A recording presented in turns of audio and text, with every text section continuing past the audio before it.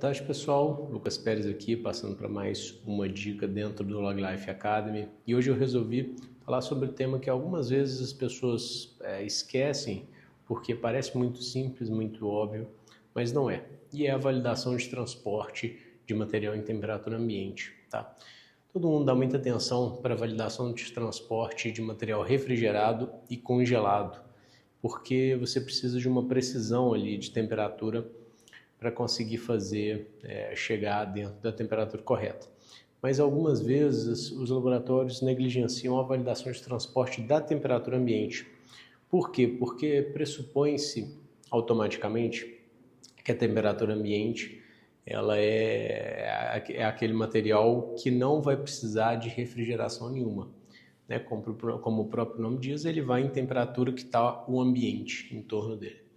Só que acontece que alguns tipos de amostras que são transportadas em temperatura ambiente precisam sim de um controle, de um parâmetro de temperatura, porque elas têm um mínimo e um máximo que elas devem atingir durante toda a cadeia do transporte.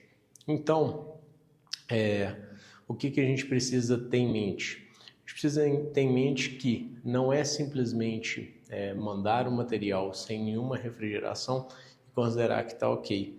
A gente precisa fazer uma validação precisa para saber se realmente está ficando dentro da faixa de temperatura.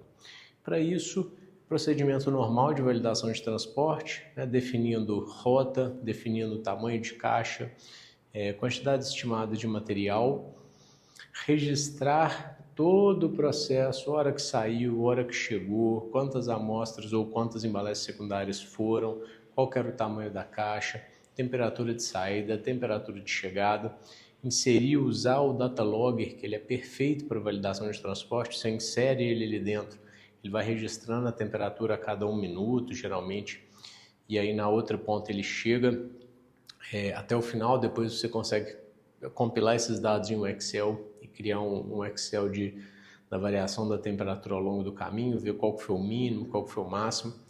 Com isso você consegue ver se você consegue ter uma visão geral do seguinte: esse material ele está ao longo de toda a cadeia logística indo acima da temperatura mínima e abaixo da temperatura máxima. 2.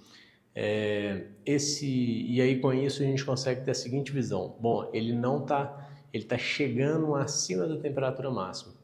Então é um caso, por exemplo, uma rota muito quente, pode ser que a temperatura ambiente precise sim de uma refrigeração mínima. Então não seja simplesmente sem nenhuma refrigeração. Aí você pode testar o uso, fazer uma segunda validação testando o uso, por exemplo, de um Gelox de 400 ml, algo do tipo.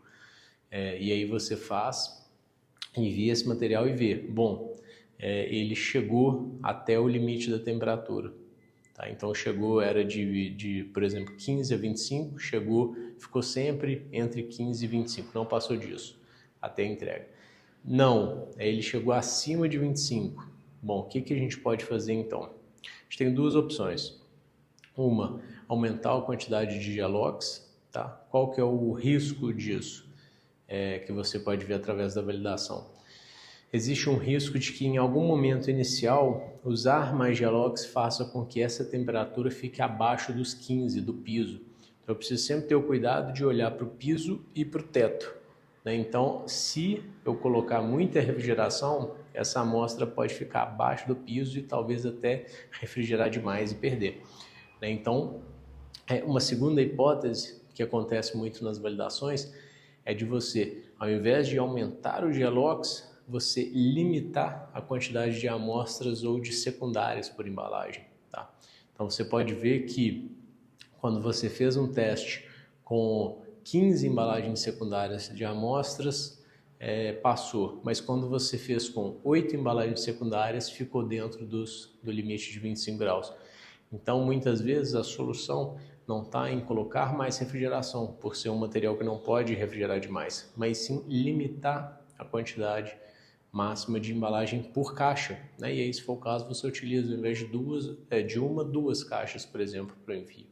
Entendeu? Então, é uma dica aí para validação de transporte na temperatura ambiente. Ter esse cuidado que rotas muito quentes podem exigir alguma refrigeração e ter o cuidado também com o excesso de refrigeração, gerando em algum momento uma temperatura abaixo do piso. Tá? Espero que seja útil e até a próxima.